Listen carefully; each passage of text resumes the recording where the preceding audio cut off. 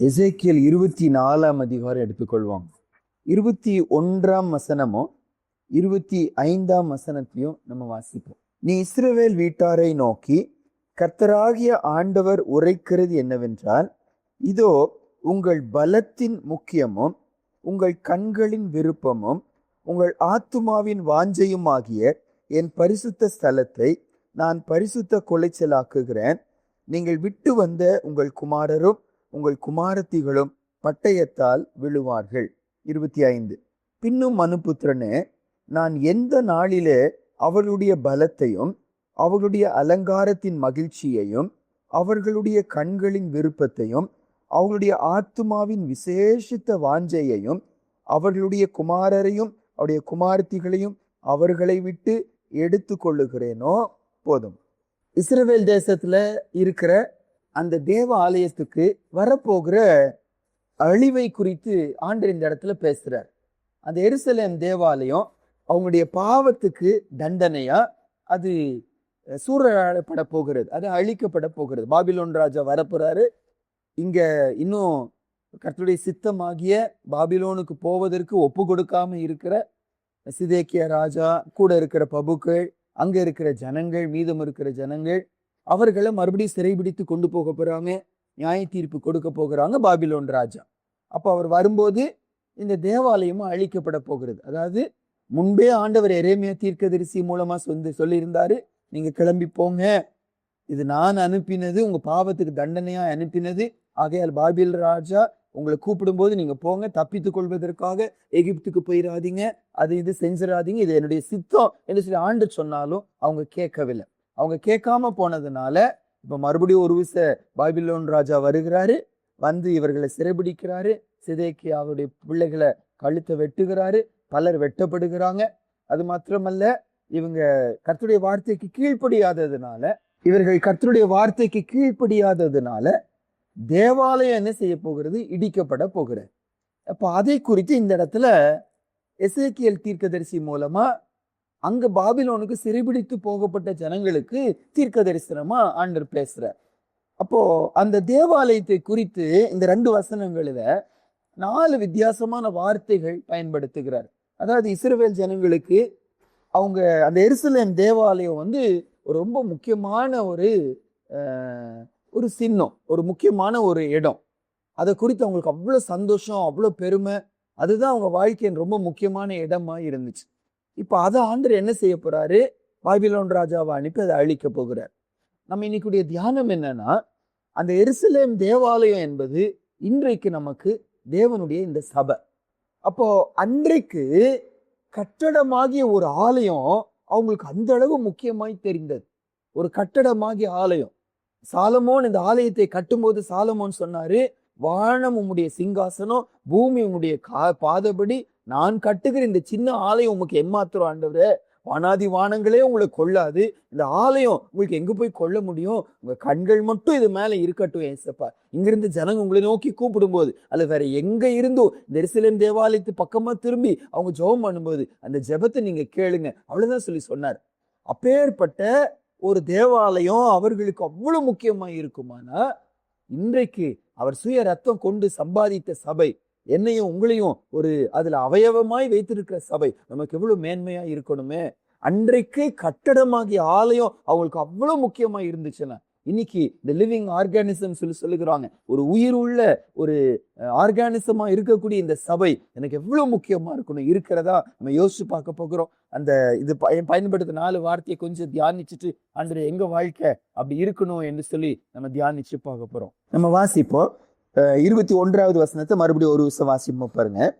நீ இஸ்ரவேல் வீட்டாரை நோக்கி, கர்த்தராகிய ஆண்டவர் உரைக்கிறது என்னவென்றால், இதோ உங்கள் பலத்தின் முக்கியமும். 25ஆம் வசனத்துல, பின்னும் மனுபுத்திரனே, நான் எந்த நாளிலே அவர்களுடைய பலத்தையும். இந்த எருசலேம் தேவாலயம் அவர்களுக்கு இந்த வசனத்தின்படி அவர்களுக்கு பலத்தின் முக்கியமாய் இருந்தது. பலத்தின் முக்கியமாய் இருந்தது. ஆங்கில பைபிள்ல pride of your strength, அல்லது இன்னொரு நம்பத்தக்க மொழிபெயர்ப்புல your strong pride அப்படின்னு போட்டிருக்கு. அதாவதுங்க, முதல் காரியம், தேவ ஜனங்களுக்கு எருசலேம் தேவாலயம் அவர்களுக்கு ஒரு பெருமையாய் இருந்ததா, பயங்கரமான ஒரு பெருமையாய் இருந்ததா, ஒரு பெருமையின் சின்னமா இருந்துச்சு. பலருக்கு பல காரியம் பெருமையா இருக்கும். ஒரு சிலருக்கு தங்க பிள்ளைங்க ரொம்ப பெருமையா இருக்கும். ஒரு சிலருக்கு தங்களுக்கு கொடுக்கப்பட்ட வீடு ரொம்ப பெருமையா இருக்கும். ஒரு சிலருக்கு அவங்களுக்கு கிடைத்த ஒரு சில சொத்துக்கள், ஏதோ ஒரு பொருட்கள், அது அவங்களுக்கு ரொம்ப ப்ரைடு கொடுக்கும், ரொம்ப பெருமையை கொடுக்கும். இந்த இடத்துல தேவ ஜனங்களுக்கு, அந்த யூத ஜனங்களுக்கு எருசலேம் தேவாலயம் அவர்களுக்கு ஒரு பெரிய பெருமையா இருந்தது. 2 வார்த்தை போட்டிருக்கு. அது அவங்களுக்கு பெருமையா இருந்தது. 2வது, அது அவர்களுக்கு ஒரு ஸ்ட்ரென்த்தா இருந்துச்சா. அந்த எது இருக்கோ இல்லையோ, ஆலயம் இருந்துச்சுன்னா அவங்களுக்கு என்னவா இருக்குமா, அது தங்களுக்கு பலனா இருக்கிறது போல இருக்குமா. அந்த ஆலயம் தங்களுக்கு பாதுகாப்பா அவங்க நினைச்சாங்களாம். 2 வசனம் வாசிப்போம் பாருங்க. மத்தேயு 24ஆம் அதிகாரம் 1 வசனம் வாசிப்போம். இயேசு தேவாலயத்தை விட்டு புறப்பட்டு போகையில் அவருடைய சீஷர்கள் தேவாலயத்தின் கட்டிடங்களை அவருக்கு காண்பிக்க அவரிடத்தில் வந்தார்கள். 13ஆம் அதிகாரம் 1 வசனம். அதே சம்பவத்தை மார்க்கு சுவிசேஷ புஸ்தகத்துல நம்ம வாசிக்கும் போது, அவர் தேவாலயத்தை விட்டு புறப்படும் போது அவருடைய சீஷர்களில் ஒருவன் அவரை நோக்கி, போதகரே, இதோ இந்த கல்லுகள் எப்படிப்பட்டது, இந்த கட்டடங்கள் எப்படிப்பட்டது, பாரும் என்றான். இந்த 2 வசனத்தை வச்சு வாசிக்கும் போது அந்த எருசலேம் தேவாலயம் தேவ ஜனங்களுக்கு அவ்வளவு பெருமையா இருந்து, அவ்வளவு சந்தோஷமா இருந்துச்சு. அது அவங்களுக்கு பெருமை கொடுக்கிற ஒரு காரியமா இருந்துச்சு. இன்னொரு வசனம் வாசிப்போம். எரேமியாவின் புஸ்தகம் 7ஆம் அதிகாரம் முதல் 4 வசனங்கள். இந்த எருசலேம் தேவாலயத்துக்கு இருந்து ஜனங்க எல்லாம் வந்திருக்கிறாங்க. அவங்கள பார்த்து எரேமியா மூலமா ஆண்டவர் தீர்க்க தரிசன வசனம் சொல்லுகிறார். வாசிப்போம். கர்த்தரால் எரேமியாவுக்கு உண்டான வசனம். நீ கர்த்தருடைய ஆலயத்தின் வாசலிலே நின்று அங்கே கூறி சொல்ல வேண்டிய வசனம் என்னவென்றால், கர்த்தரை பணிந்து கொள்ள இந்த வாசல்களுக்குள்ளே பிரவேசிக்கிற யூத ஜனங்களாகிய நீங்கள் எல்லாரும் கர்த்தருடைய வார்த்தையை கேளுங்கள். இஸ்ரவேலின் தேவனாகிய சேனைகளின் கர்த்தர் சொல்லுகிறார், உங்கள் வழிகளையும் உங்கள் கிரியைகளையும் சீர்படுத்துங்கள், அப்பொழுது உங்களை இந்த ஸ்தலத்திலே குடியிருக்க பண்ணுவேன். கர்த்தரின் ஆலயம், கர்த்தரின் ஆலயம், கர்த்தரின் ஆலயம் இதுவே என்று சொல்லி பொய் வார்த்தைகளை நம்பிக்கொள்ளாதிருங்கள். இந்த ஜனங்களை பார்த்து எரேமியா மூலமா ஆண்டவர் சொல்லுகிறாரு, இது உங்களுக்கு பாதுகாப்புன்னு நினைச்சிடாதீங்க. நீங்க என்னுடைய வார்த்தைக்கு கீழ்ப்படியில்லைன்னா இங்கிருந்து சிதறடிப்பேன், இந்த ஆலயத்தை நான் அழிப்பேன் என்று ஆண்டவர் சொல்லுகிறார். அப்பனா அந்த எசேக்கியேல் 24ஆம் அதிகாரத்துல இது அவர்களுக்கு முக்கியமா இருந்துச்சு, பெருமையா இருந்துச்சு, பலத்தின் முக்கியமா இருந்துச்சு. அது அவங்களுக்கு பலனா இருந்துச்சுன்னு வரும்போது அந்த வார்த்தைக்கு 2 அர்த்தம் என்ன, அது அவர்களுக்கு பெருமை கொடுக்கிறதா இருந்துச்சு ஒன்று. 2வது, அதுதான் அவர்கள் ஸ்ட்ரென்த்தா இருந்துச்சு, அதுதான் அவங்க பலனா இருந்துச்சு. நிறைய இடத்துல போகும்போது, இப்போ இந்த காலேஜ்ல பிள்ளைங்க வேலைக்கெல்லாம் போகும்போதெல்லாம் நாங்க இருக்கும்போது கூட எங்களுக்கு என்ன ட்ரெயின் பண்ணுவாங்கன்னா, அதிகபட்சமா கேட்குற கேள்வி என்ன இருக்கும், உங்கள் ஸ்ட்ரென்த் என்ன, உங்களுடைய பலன் என்ன, உங்களுடைய பலவீனம் என்ன, உங்க ஸ்ட்ரென்த் அண்ட் வீக்னஸ் என்னன்னு சொல்லி கேட்பாங்க. எங்க கம்பெனிக்கு உங்க எந்த பலன் எங்களுக்கு பயன்படும், எங்க கம்பெனிக்கு உங்களை எந்த பலவீனம் உங்களுக்கு தடையா இருக்கும் சொல்லுங்கன்னு சொல்லி சொல்லுவாங்க. தேவ ஜனங்களுக்கு எது பலனா இருந்துச்சுன்னா அந்த தேவாலயம் பலனா இருந்துச்சுன்னா, அப்படியே நம்ம பக்கமா திருப்பி கொண்டு அன்னைக்கு அந்த தேவாலயம் இன்றைக்கு இருக்கிற இந்த தேவனுடைய சபை, சுய ரத்தம் கொண்டு ஆண்டு சம்பாதித்த சபை. அப்ப இந்த தேவ சபை எனக்கு பெருமையாய் இருக்கிறதா, தேவனுடைய சபை எனக்கு ஸ்ட்ரென்த்தா இருக்கிறதா, பலவீனப்பட்டு நிற்கும்போது, சோர்ந்து போய் நிற்கும்போது, உடைஞ்சு போய் நிற்கும்போது, கர்த்தருடைய பிள்ளைங்களோடு கூட சேர்ந்து ஆராதிப்பதும், வசனத்தை வாசிப்பதும், தியானிப்பதும் எனக்கு ஒரு பெருமை கொடுக்கிறதா. எனக்கு அது பெருமைன்னா மாம்ச பிரகாரமான பெருமையை குடிக்கல, அது நமக்கு ஒரு மேன்மை, அது ஒரு சந்தோஷம் நமக்கு. அது மாத்திரம் இல்ல, அது நமக்கு ஸ்ட்ரென்த்தா இருக்கிறதா. உண்மைதானா? நம்முடைய அனுபவம் இதுதானா? அன்றைக்கு சரீரப்பிரகாரம் ஆலயம் அவங்களுக்கு ப்ரைடை கொடுத்துச்சு, அவங்களுக்கு ஸ்ட்ரென்த்தை கொடுத்துச்சு. எனக்கு இந்த ஆவிக்குரிய ஆலயம், ஆவிக்குரிய சபை எனக்கு மேன்மையாய் தெரிகிறதா, அல்லது அதை விட வேற ஏதாவது எனக்கு மேன்மையா இருக்கிறதா? அழகு இல்லாம இருக்கலாம், நல்ல பிரம்மாண்டமான கட்டடங்கள் இல்லாம இருக்கலாம், ஆனா கட்டடம் அல்ல சபை. அன்றைக்கு கட்டடம் அவங்களுக்கு சபை. எனக்கு உங்களுக்கும் தேவ பிள்ளைகளின் ஐக்கியம், பரிசுத்தவான்கள் கூடி கர்த்தரை ஆராதிப்பது எனக்கு மேன்மையாய் தெரிகிறதா, எனக்கு ஒரு பலனாய் இருக்கிறதா? அதுதான் எனக்கு ஸ்ட்ரென்த். வசனம் சொல்லுது, கர்த்தருடைய நாமம் பலத்த துருகம், நீதிமான் அதற்குள்ளே ஓடி சுகமாய் இருப்பார். ஆண்டுடைய சபை கூடுதல் எனக்கு பலனும் கொடுக்கிறத, பலவீனப்பட்டு நிற்கிறோம், கர்த்தருடைய பிள்ளைங்களோடு சேர்ந்து வந்து ஜெபம் பண்ணுறோம், ஒரு பலமாகும். ஏசப்பா பாருங்க, சிலுவைக்கு போருக்கு முன்னால மரணத்துக்கு எதுவான ஒரு துக்கம். ஏன் துக்கம்னா, பாடுகளை அனுபவிப்பு போவது அவருக்கு துக்கம் இல்லை. அதுக்காக தான் அவர் வந்தார். அதுக்காக இறுதி ஆயத்தப்படுத்தி கொண்டே இருந்தார். ஆனா பிதாவோடு இருக்க ஐக்கியத்தை விட போகிறார். பாவம், சர்வலோகத்தின் பாகம் அவர் மேல வருகிறதுனால பிதாவுக்கும் அவருக்கு இருந்த அந்த நெருங்கின உறவு அந்த ஒரு சில நிமிடங்கள் கட்டாக போகிறது. அதை அவரால கிரகிக்கவே முடியல, ஏற்றுக்கொள்ளவே முடியல. பயங்கர துக்கத்துல நிற்கும் போது ஆண்டவர் தனியா அதை சந்திக்கல, தன்னுடைய நெருங்கின சீஷர்களை தன்னோட என்ன செய்யறார், கூட்டிட்டு போறார். கூட்டிட்டு போய் என்னோடு கூட சேர்ந்து எனக்காக என்ன செய்யுங்க, ஜெபம் பண்ணுங்கிறார். ஆண்டவருக்கு தேவ பிள்ளைகளின் ஒரு ஐக்கியம் அவருக்கு ஸ்ட்ரென்த்தை கொடுக்குமானா எனக்கு உங்களுக்கு எவ்வளவு அதிகமா அது இருக்கணுமே. இன்னைக்கு நம்ம ஜெபிக்கணும், ஆண்டவரே எங்களுக்கு இந்த ஒரு சந்தோஷத்தை எங்களுக்கு தாங்க. அந்த தேவ பிள்ளைகளோடு கூட இருந்து ஜெபி, வேற ஒன்றும் செய்யணும்னு அவசியம் இல்லை. ஆண்டுடைய பிள்ளைகள் நம்மோடு கூட சேர்ந்து நின்று உட்கார்ந்து கொண்டா போதும். அந்த ஐக்கியத்துல இருந்து உட்காரும் போது நமக்கு அது ஸ்ட்ரென்த்தை கொடுக்கும். ஏசப்பாக்கு அது தேவைப்பட்டுச்சுன்னா எனக்கு உங்களுக்கு எவ்வளவு அதிகமா தேவையில்லை. நான் தனியா வளர்ந்து, எவ்வளவு பேர் சொல்லுகிறாங்க நான் தனியா வளர்ந்துருவாங்க, ஒரு நாள் இந்த இடத்துல, ஒரு நாள் அந்த இடத்துல, ஒரு நாள் இந்த இடத்துல போவேன். இல்ல, கர்த்தர் நமக்கென்று கொடுக்கப்பட்ட சபையில நமக்கு ஸ்ட்ரென்த் கிடைக்கும், பலன் கிடைக்கும். பலவீனங்களை மேற்கொள்ள, சோதனைகளை மேற்கொள்ள ஆண்டு நம்ம பலப்படுத்துகிற இடமா இருக்கும். அவங்களுக்கு எருசலேம் தேவாலயம் அவர்கள் பலனாய், அவர்கள் முக்கியமாய் இருந்து. இரண்டாவது, அதே எசேக்கியேல் 24ஆம் அதிகாரத்துக்கு வருவோம். அடுத்த வார்த்தை பாருங்க, 21வது வசனத்தை மறுபடியும் வாசிப்போம். எசேக்கியேல் 24:21 வாசிப்போம். நீ இஸ்ரவேல் வீட்டாரை நோக்கி கர்த்தராகிய ஆண்டவர் உரைக்கிறது என்னவென்றால், இதோ உங்கள் பலத்தின் முக்கியமும் உங்கள் கண்களின் விருப்பமும். இரண்டாவது பயன்படுத்தப்பட்ட வார்த்தை கண்களின் விருப்பம். 25ஆம் வசனத்தையும் அதே தான் வாசிப்போம், அவர்களுடைய கண்களின் விருப்பத்தையும். இரண்டாவது, அந்த எருசலேம் தேவாலயம் அவர் கண்களுக்கு விருப்பமா இருந்துச்சா, பார்க்க பார்க்க பார்க்க ஆசையா இருந்துச்சா. அதுதான் ஏக்கமா, எங்க இருந்தாலும் அவங்க விருப்பம் எல்லாம் அதன் மேலதான் என்ன செய்யுமா அவங்களுக்கு இருக்குமா. வேலைக்கு போறாங்க, படிக்க போறாங்க, தொழில் செய்யறாங்க, வேற தேசத்துக்கு போறாங்க, எங்க போனாலும் எருசலேம் தேவாலயம் அது பார்க்க அவங்களுக்கு ஆசையா இருந்து கொண்டே இருக்குமா, அந்த ஏக்கம் இருந்து கொண்டே இருக்குமா. தாவீதுக்கு வனாந்திரத்துல ஓடிக்கொண்டிருக்க, காட்டுல ஓடிக்கொண்டிருந்தார். ஆனா அவருடைய ஆசையெல்லாம் தான் எப்பொழுது அவனுடைய சமூகத்தை நான் என்ன செய்வேன், நான் வருவேன். அது அவங்க கண்களுக்கு விருப்பமா இருந்ததுன்னு வாசிக்கிறோம். இந்த இடத்துல கண்களின் விருப்பம்னு வரும்போதுங்க, நீங்க இதுக்கு கொஞ்சம் முன்னால நம்ம 2 வசனம் வாசிப்போம். இதே அதிகாரத்துல எசேக்கியேல் 24ஆம் அதிகாரம் 16 வாசிப்போம் பாருங்க. 16, 17, 18 வாசிப்போம். மனுபுத்திரனே, இதோ நான் உன் கண்களுக்கு விருப்பமானவளை ஒரே அடியினால் உன்னை விட்டு எடுத்துக்கொள்வேன். ஆனாலும் நீ புலம்பாமலும் அழாமலும் கண்ணீர் விடாமலும் இருப்பாயாக. அலறாமல் பெருமூச்சு விடு, இழவு கொண்டாட வேண்டாம். உன் பாதையை உன் தலையிலே கட்டி உன் பாதரட்சைகளை உன் பாதங்களில் தொடுத்துக்கொள். உன் தாடியை மூடாமலும் துக்கம் கொண்டாடுகிறவர்களின் அப்பத்தை புசியாமலும் இருக்க கடவாய் என்றார். விடியற் காலத்தில் நான் ஜனங்களோடு பேசினேன்.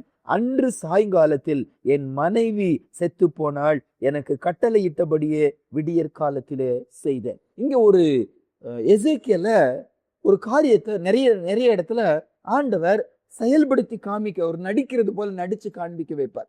இங்க தேவ ஜனங்களுக்கு எருசலேம் தேவாலயம் அழிக்கப்பட போகிறதுங்கிற சத்தியத்தை புரிய வைக்கிறதுக்காக என்ன செய்தாருன்னா, இந்த எசேக்கியேலுக்கு இருக்கிற மனைவிய ஆண்டவர் என்ன செய்றாரு, நான் அடிக்க போகிறேன் அப்படின்னு அர்த்தம். ஜனங்களுக்கு ஒரு பாடத்தை கற்றுக்கொள்வதற்காக எந்த அளவு அன்னைக்கு தீர்க்கதரிசிகள் தங்களை விட்டு கொடுத்தாங்க. தன்னுடைய மனைவிய ஆண்டவர் சொல்றாரு, நான் கொல்ல போகிறேன், நான் அழிக்க போகிறேன். ஆனா நீ என்ன செய்யக்கூடாது, புலம்ப கூடாது, நீ அலறக்கூடாது, நீ அந்த புலம்பலின் வஸ்திரத்தை நீ தரித்து கொள்ளக்கூடாது. நீ இங்கிருந்து கிளம்புறதுதான் அவனுக்கு முக்கியம், மனைவி செத்து போனது உனக்கு முக்கியமா இருக்கக்கூடாது. எவ்வளவு வேதனையா இருந்திருக்கும். ஆனாலும் அப்படியே செய்தான். காலையில தான் வசனம் வருகிறது, ஆயத்தப்படுத்தல ஆண்டவர். கொஞ்ச நாள் இருக்கு, இன்னும் கொஞ்ச நாள் தான் மனைவி கூட இருக்க போறாங்க, கொஞ்ச நாள் நீங்க காரியங்கள்லாம் சரிபடுத்துங்க, சந்தோஷமா இருங்க சொல்லல. காலையில வார்த்தை வருகிற, சாயந்தரம் தேவனுடைய அடி அந்த மகள் மேல் வருகிறது வாசிக்க. ஆனா நம்முடைய சிந்தை என்னன்னா, அந்த மனைவியை கர்த்தர் குறிக்கும் போது ஆண்டவர் என்ன வார்த்தை சொல்லுகிறாரு, உன் கண்களுக்கு விருப்பமானவள் என்று சொல்லுகிறான். அப்போ நம்ம இரண்டாவதாக அந்த தேவாலயம் தேவ ஜனங்களுக்கு எப்படி இருந்துச்சா, ஒரு மனைவி மேல எப்படி ஒரு கணவனுக்கு விருப்பம் இருக்குமோ, ஒரு கணவன் மேல ஒரு மனைவிக்கு எப்படி விருப்பம் இருக்குமோ, அந்த அன்பு அந்த ஆலயத்தை என்ன செய்தார்களா, அவர்கள் வைத்தார்களா. இன்னைக்கு நம்முடைய கொஸ்டின் இரண்டாவது, நம்ம சபை என்பது அன்றைக்கு இருக்க எருசலேமுக்கு ஈக்குவலான, அதை விட மேன்மையானது. அன்றைக்கு ஒரு கணவன் மனைவிக்குள்ள இருக்கிற அன்புக்கு ஏற்றபடி அந்த ஆலயத்து மேல் அன்பு காட்டினாங்க. எனக்கு உங்களுக்கும் இந்த சபை கூடுதல் மேல அந்த அன்பு இருக்கிறதா? பல நேரம் அந்த ஆண்டவத்துல என்ன கற்றுக் கொடுத்தாரு உனக்கு? உன் மனைவியை விட நான் தான் உனக்கு முக்கியமா இருக்கணும். மனைவி மேல அன்பு காட்டுகிறத விட நான் தான் உனக்கு முக்கியமா இருக்கணும். எனக்கு உங்களுக்கும் நம்முடைய நிலைமை என்ன? சின்ன சின்ன பூமிக்குரிய காரியங்கள் சபை கூடுதல அசட்டை பண்ண வச்சு விடுகிறது. சின்ன சின்ன விஷயங்கள் எல்லாம் என்னுடைய சபைக்கு வரவிடாம என்னை தடை பண்ணி விடுகிறது. அவர்கள் கட்டிடமாக ஆலயத்துக்கு அந்த அளவு முக்கியத்துவம் கொடுத்தாங்க. சரீரமாகி தேவ சபைக்கு எந்த அளவு முக்கியத்துவம் கொடுக்கிறோம்? முதல் காரியம் பார்த்தோம், அது நமக்கு மேன்மையா இருக்கணும், அது நமக்கு ஸ்ட்ரென்த்தா இருக்கணும். இரண்டாவது, தேவ சபை நம்ம அன்பு கூறுகிற ஒரு இடமா இருக்கணும்.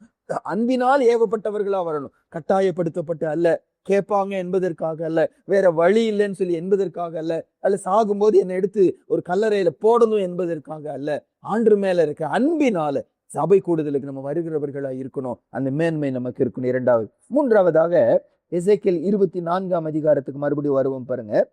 25வது வசனத்தை வாசிப்போம். பின்னும் மனுபுத்திரனே, நான் எந்த நாளிலே அவருடைய பலத்தையும் அவர்களுடைய அலங்காரத்தின் மகிழ்ச்சியையும். மூன்றாவது, அந்த ஆலயத்தை குறித்து அவங்களுக்கு இருந்த உணர்வு என்னன்னா, அது அவர்களுக்கு மகிழ்ச்சியா இருந்துச்சு, அதுதான் அலங்காரமா இருந்துச்சா.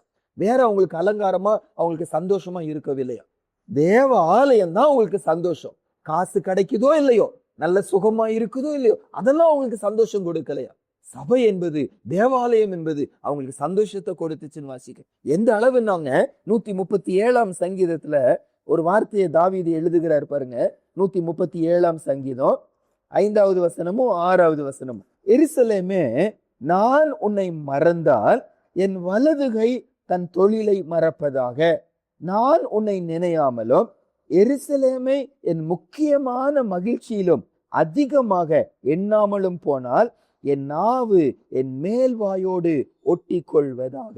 அது எந்த அளவு அவங்களுக்கு அலங்காரமா மகிழ்ச்சியா இருந்துச்சுன்னா, சங்கீதக்காரன் எழுதுகிறாரு, அந்த தேவ ஆலயத்தை, கையினால் கட்டப்பட்ட அந்த தேவ ஆலயத்தை நான் மறந்து போனா என் வலதுகை என்ன செய்யட்டும், தொழிலை என்ன செய்யட்டும், மறந்து போகட்டும். ஒரு சிலர் வயதானவர்கள் சொல்லுவாங்க, எங்க அம்மா கூட வயதான போது பிரியாலாம் வந்ததுக்கு அப்புறம் சொல்லுவாங்க, எங்க அம்மாவை குறித்து ஒரு சிலர் சொல்லுவாங்க, அவங்க நல்ல சமையல் செய்வாங்க, அவங்க கை டேஸ்டா என்னெல்லாம் சொல்லி சொல்லுவாங்கல்ல, நல்ல நேர்த்தியா செய்வாங்கன்னு சொல்லி சொல்லுவாங்க. ஆனா வயதானதுக்கு அப்புறம், சகோதரி எல்லாம் வந்ததுக்கு அப்புறம், ஏன்னா முதல் மாதிரி எல்லாம் எனக்கு என்ன வர மாட்டேங்குது, எனக்கு டேஸ்ட் வர மாட்டேங்குது, எனக்கு முதல் மாதிரி எல்லாம் சமையல் செய்ய முடியல, என் கை அந்த பழைய தொழில என்ன செஞ்சிருச்சு, மறந்துருச்சுன்னு சொல்லி சொல்லுவாங்க. அந்த மாதிரி இந்த இடத்துல தாவீது சொல்லுகிறாரு, சங்கீதக்காரன் சொல்லுகிறாரு, நான் தேவ ஆலயத்தை மறப்பேன்னா என் கை தொழில் என்ன செய்யட்டும், மறந்து போகட்டும் சொல்லி சொல்லுங்க. அந்த அளவு தேவாலயம் அவங்களுக்கு முக்கியமா இருந்துச்சு. அது மாத்திரமல்ல, இன்னொன்னு சொல்லுகிறாரு 6வது வசனத்துல, என் முக்கியமான மகிழ்ச்சியிலும் அதிகமாக நான் எண்ணாமல் போனால் என் நாவு மேல்வாயோடு ஒட்டி கொள்ளும். அதாவது அந்த தேவாலயம் எனக்கு சந்தோஷம் கொடுக்கணும். அது சொல்றாரு, முக்கியமான சந்தோஷம் நிறைய இருக்கு, அதை விட அதிகமா தேவாலயத்தை நான் எண்ணாம போயிட்டு என் நாக்கு மேல்வாயோடு ஒட்டி கொள்ளும். அந்த அளவு அந்த ஆலயத்துக்கு முக்கியத்துவம் கொடுத்தாங்க. இன்னைக்கு நம்ம அப்படியே திருப்பி கொள்ள போகிறோம். சபை கூடுதல் எனக்கு சந்தோஷம் கொடுக்கிறதா, அது எனக்கு முக்கியமாய் தெரிகிறதா, என் தொழிலை விட தேவாலயம் சபை கூடுதல் எனக்கு முக்கியமாய் தெரிகிறதா. அன்றைக்கு அவங்களுக்கு அப்படி இருந்துச்சு. ஆண்டவர் சும்மா நம்மோடு பேச மாட்டார். நம்மோட ஆண்டவர் பேசுறாருன்னா எங்கேயோ அதுல நம்ம குறைவுபடுகிறோம். எங்கேயோ சபை கூடுதலுக்கு, சபைக்கு 2வது இடத்தை நான் கொடுத்து கொண்டிருக்கிறேன். ஆண்டவர் சொல்லுகிறாரு, அன்றைக்கு கையினால் கட்டப்பட்ட ஆலயத்துக்கு அவர்களுக்கு அவ்வளவு முக்கியத்துவம் கொடுத்தாங்க. அது அவங்களுக்கு சந்தோஷமா இருந்துச்சு, அலங்காரத்தின் மகிழ்ச்சி என்று சொல்லி சொல்லுகிறார். அலங்காரமா இருந்துச்சு, அது ஒரு மகிழ்ச்சியா இருந்துச்சு, சந்தோஷமா இருந்துச்சுன்னு வாசிக்கிறோம். அன்று எங்களுக்கும் இந்த கர்த்தருடைய ஆலயம் சந்தோஷத்தை கொடுக்கட்டும். தாவீது சொல்லுகிறார் 122ஆம் சங்கீதம் 1 வசனத்துல, கர்த்தருடைய ஆலயத்துக்கு போவோம் வாருங்கள் என்று சொன்ன போது நான் மகிழ்ச்சியானேன், ஒரு துள்ளல் உண்டாச்சுன்னு சொல்லி சொல்லுகிறார். எனக்கு அப்படி இருக்கிறதா? எப்பொழுது ஆண்டுடைய சமூகத்துக்கு போவேன், எப்போ அந்த ஞாயிற்றுக்கிழமை வரும், எப்போ அந்த அதிகால பிரேயர் நேரம் வரும், எப்போ புதன்கிழமை அந்த ஜெப நேரம் வரும், தேவனுடைய பிள்ளைகளோடு கூடி ஆராதிப்பது எனக்கு ஒரு மகிழ்ச்சியை, உற்சாகத்தை கொடுக்கிறதா? அப்படி செய்யணும். கர்த்தர் சும்மா சொல்ல மாட்டார், அப்படி இருக்கணும், அப்படி இருக்க முடியும். அன்று எங்களுக்குள்ள அந்த ஒரு உணர்வை எங்களுக்கு தான். வேற எங்கேயோ இருப்பது எனக்கு சந்தோஷத்தை கொடுக்க வேண்டாம், கர்த்தருடைய சமூகத்தில் இருப்பது சந்தோஷமா இருக்கட்டும். தாவீது சொல்லுகிறாரு, ஆகாமிய கூடாரங்கள் வாசமாய் இருப்பதை காட்டிலும் உங்க சமூகத்தில் இருப்பதையே நான் தெரிந்து கொள்வேன். வேற எங்கேயோ 10,000 நாட்கள் இருக்குது, ஒரே நாள் உங்க சமூகத்துல இருக்குது, எனக்கு நல்லதுன்னு வாசிக்கிறோம். எங்களுக்கும் அந்த ஒரு உணர்வை எங்களுக்கு தாங்க ஏசப்பா. கடைசியா அந்த எசேக்கியேல் 24ஆம் அதிகாரத்துல 21வது வசனத்தையும் 25வது வசனத்தையும் என்ன போடப்பட்டிருக்கு பாருங்க. நீ இஸ்ரவேல் வீட்டாரை நோக்கி கர்த்தராகிய ஆண்டவர் உரைக்கிறது என்னவென்றால், இதோ உங்கள் பலத்தின் முக்கியமும் உங்கள் கண்களின் விருப்பமும் உங்கள் ஆத்துமாவின் வாஞ்சையும் ஆகிய என் பரிசுத்த ஸ்தலம்.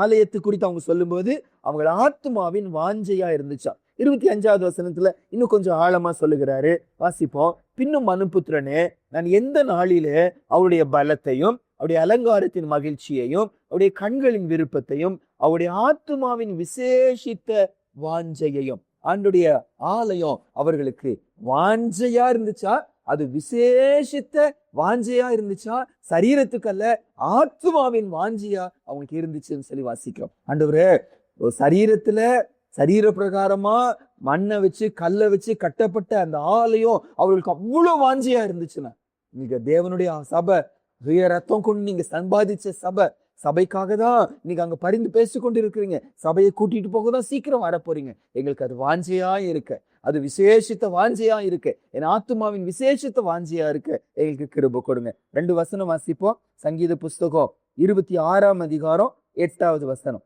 தாவீது அந்த தேவாலயத்தை குறித்து ஒரு வார்த்தை சொல்லுகிறார், வாசிப்போம். கர்த்தாவே, உமது ஆலயமாகிய வாசஸ்தலத்தையும் உமது மகிமை தங்கிய ஸ்தானத்தையும் வாஞ்சிக்கிறேன். அவருடைய ஏக்கம் அதுவா இருந்துச்சுன்னு வாசிக்கிறேன். 84ஆம் சங்கீதம் 2வது வசனம்.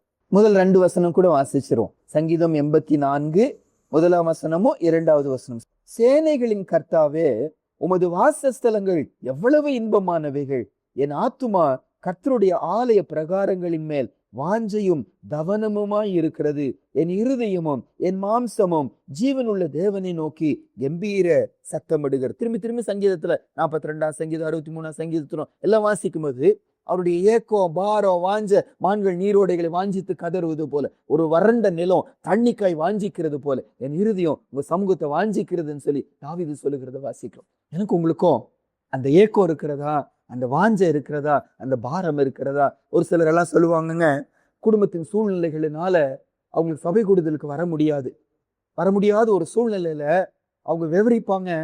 அவங்க மனசுல கற்பனை பண்ணிட்டே இருப்பாங்களாம். இந்த நேரம் எல்லாம் உட்காந்து ஜெபம் பண்ணிட்டு இருப்பாங்க, இந்த நேரம் பாட்டு பாடிட்டு இருப்பாங்க, இந்த நேரம் எந்திரிச்சு நின்றுட்டு வசனத்தை பேசிட்டு இருப்பாங்க, ஆசையா வசனம் தியானிச்சு கொண்டு இருப்பாங்க, இந்த நேரம் அப்பத்தை பிட்டு கொண்டு இருப்பாங்க அப்படின்னு சொல்லி ஒவ்வொரு நிமிஷத்தை குறித்து ஆசையா அவங்க இருக்கிறது வேற எங்கேயோ இருக்கிறாங்க.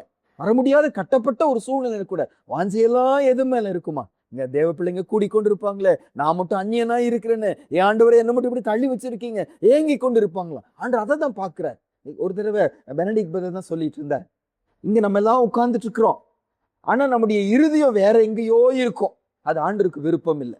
ஆனா இன்னும் ஒரு சில கூட்டம் உள்ள வரணும்னு ஆசை, வர முடியவில்லை, சூழ்நிலைகள் வேற எங்கேயோ உட்கார்ந்து கொண்டு இருக்கிறாங்க, ஆனா அவங்க இருதயம் எல்லாம் எங்க இருக்கும்? இங்க இருக்கும். அது ஆண்டவருக்கு பிரியமா இருக்கும். இந்த இடத்துல வசனம் சொல்லுது, அவர்கள் ஆத்துமாவின் விசேஷித்த வாஞ்சையாய் எருசலேம் தேவாலயம் இருந்துச்சு. ஆண்டவரே, எங்களுக்கு இந்த சபை கூடுதல் எங்க ஆத்துமாவின் விசேஷித்த வாஞ்சியா இருக்கணும். 4 வார்த்தை நமக்கு முன்னால ஆண்டவர் வைக்கிறாரு. அது அவர்கள் பலத்தின் முக்கியமா இருந்துச்சு. அதுதான் உங்களுக்கு மேன்மையா இருந்துச்சு, அதுதான் உங்களுக்கு பலன் கொடுக்கிறதா இருந்துச்சுன்னு வாசிக்கும். 2வது, ஒரு மனைவிக்கு ஈக்குவலா, கணவன் மனைவிக்குள்ள இருக்கிற அன்புக்கு ஈக்குவலா இந்த தேவாலயத்து மேல், சபை மேல அவங்க நேசிச்சாங்க. அன்றைய எங்களுக்கும் அந்த அன்பை நீங்க தாங்க ஏசப்பா. அது அவங்களுக்கு மகிழ்ச்சியை கொடுத்துச்சு, அலங்காரத்தின் மகிழ்ச்சி, the joy and their glory அப்படின்னு சொல்லி ஆங்கிலத்துல போட்டிருக்காங்க. அதுதான் அவங்களுக்கு மகிமை, அதுதான் அவங்களுக்கு மகிழ்ச்சியா இருந்துச்சு. எங்களுக்கு சபை கூடுதல் ஒரு மகிமையா இருக்கட்டும், ஒரு மகிழ்ச்சியா இருக்கட்டும். கடைசியா அந்த வாஞ்ச, அந்த ஏக்கத்தை எங்களுக்கு நீங்க தாங்க ஏசப்பா. நம்ம சேர்ந்து ஜெபிப்போம்.